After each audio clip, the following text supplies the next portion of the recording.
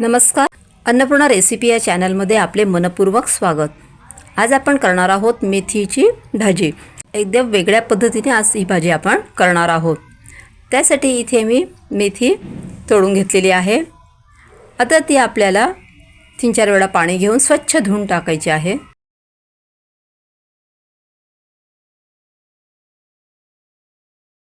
त्यानंतर आपण कढई ठेवलेली आहे गॅसवरती, त्यात तेल टाकलेले आहे।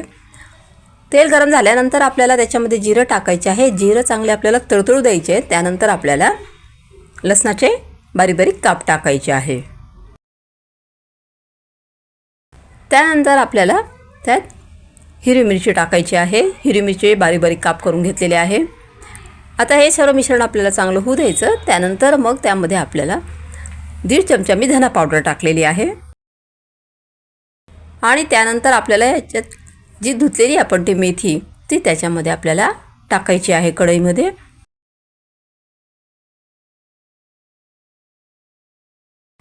अशी आपल्याला थोडी थोडी टाकत जायची आहे, म्हणजे ती अशी थोडीशी कमी होत जाते, विझत जाते ती। आणि मग नंतर आपल्याला दुसऱ्यांदा पुन्हा टाकायची, कारण एकदम कढईमध्ये मेथी मावत नाही।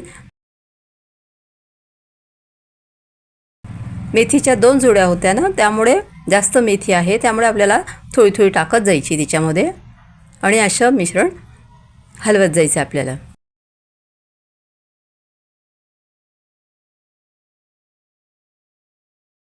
आता यामध्ये मी चवीनुसार मीठ टाकलेले आहे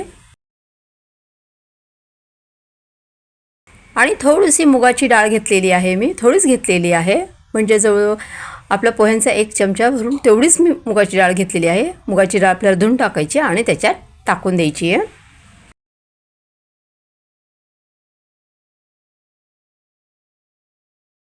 आता हे मिश्रण चांगलं आपल्याला हलवून घ्यायचं। त्यानंतर आपल्याला थोडं शिजण्यासाठी पाणी टाकायचं आहे। थोडंच टाकायचं आहे, म्हणजे अर्धाच ग्लास मी त्यात पाणी टाकलेलं असेल।